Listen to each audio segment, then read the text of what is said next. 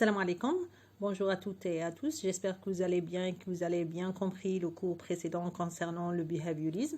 Aujourd'hui, on va parler d'un autre regard psychologique qui est le champ psychanalytique. Alors, ce cours a pour objectif de maîtriser ou bien de mieux comprendre l'horizon ou bien les éléments de la psychologie médicale tels que la relation médecin-malade, la fonction soignante et la personnalité. Commençons par c'est quoi la psychanalyse? Donc la psychanalyse est définie comme une méthode d'accès au contenu de l'inconscient et une thérapie de certains troubles psychiques, notamment les névroses, et une théorie générale pour expliquer ou bien interpréter la vie psychique de l'être humain. Donc le premier fondateur ou bien le père de la psychanalyse est bien Sigmund Freud à travers son introduction sur l'hystérie en l'expliquant comme étant une formation symptomatique, disons fantasmatique, c'est-à-dire charnée du souvenir refoulé ou bien le retour de certains souvenirs refoulés. Donc, ces souvenirs refoulés sont d'allure sexuelle et sexuelle infantile, c'est-à-dire de développement. Et non pas, c'est-à-dire on ne parle pas ici de la sexualité génitale. Et à partir de là, Sigmund Freud a pu conceptualiser sa doctrine qui est la psychanalyse.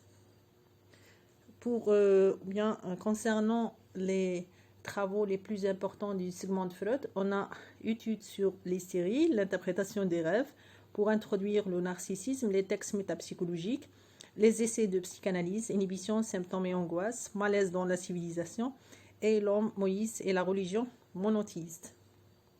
Depuis Sigmund Freud, la psychanalyse a évolué et prendre plusieurs directions. Parmi les dérives de cette, parmi les dérives de la psychanalyse, on trouve Mélanie Klein qui s'intéresse à la psychanalyse de l'enfant. Donc sa doctrine s'appelle le clinisme. Et Jacques Lacan qui s'intéresse à l'analyse du discours. Sa doctrine s'appelle la psychanalyse structurelle ou bien le lacanisme. Et Wilfred Bion qui s'intéresse à l'appareil de pensée, l'appareil de la pensée, comme métaphore de l'appareil digestif. Donc sa doctrine s'appelle le bionisme. Concernant les principes généraux de la psychanalyse, on parle d'abord de la pulsion. C'est une composante somatopsychique qui est dotée de 4 caractéristiques.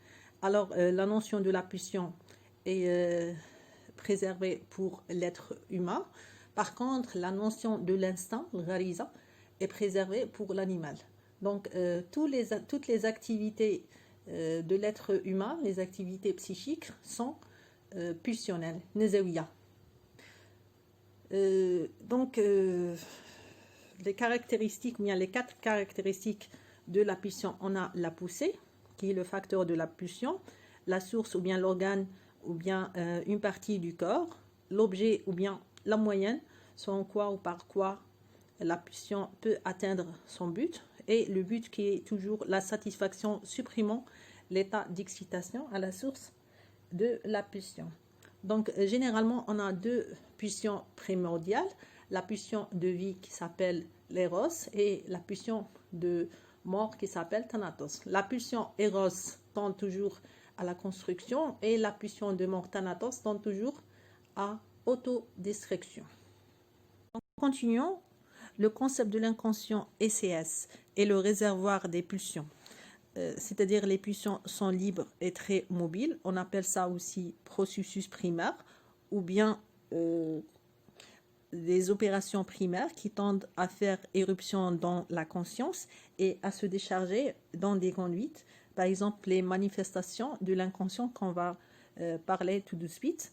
L'inconscient obéit au principe de plaisir. Les manifestations de l'inconscient possibles, on a les lapsus, c'est-à-dire zillat nisan. Par exemple, je veux dire un mot, je me trouve dire un autre mot qui est totalement différent. Ou bien les actes manqués, donc c'est pareil. C'est par rapport à l'action. Donc, par exemple, je pense aller à un endroit, je me trouve à un endroit totalement différent. On a les rêves et le symptôme qui vient exprimer quelque chose que le sujet ne parvient pas à l'exprimer consciemment.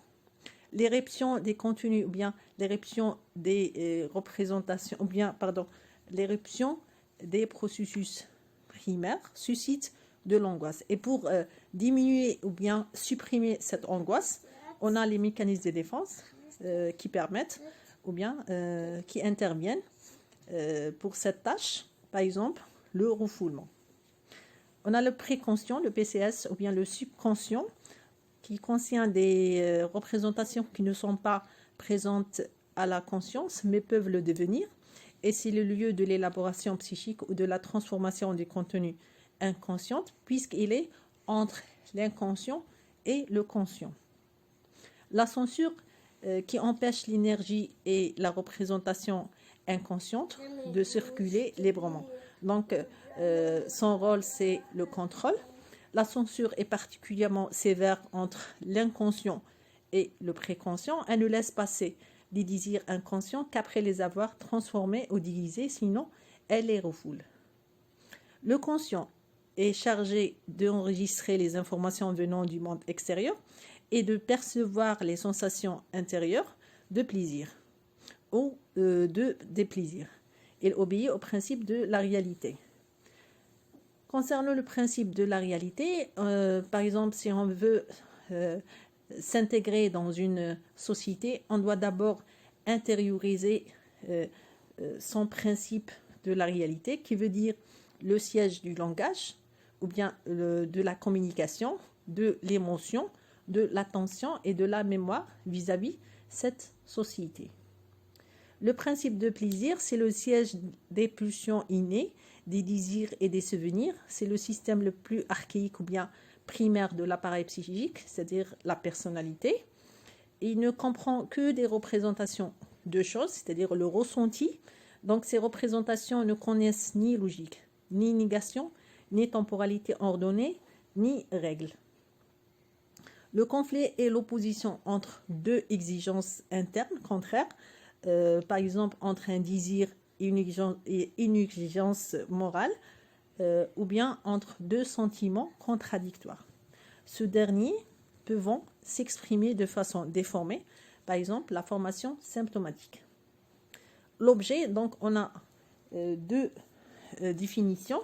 On a l'objet concret qui renvoie au sein maternel, par exemple, ou bien l'autre concret, donc qui est un corrélatif pulsionnel, c'est-à-dire l'autre désiré, comme objet de désir, mais il est concret, on peut le toucher, et symboliquement renvoie à l'image mentale d'un sujet, ou bien de cet autre, c'est-à-dire la représentation psychique et inconsciente préalable de cet autre.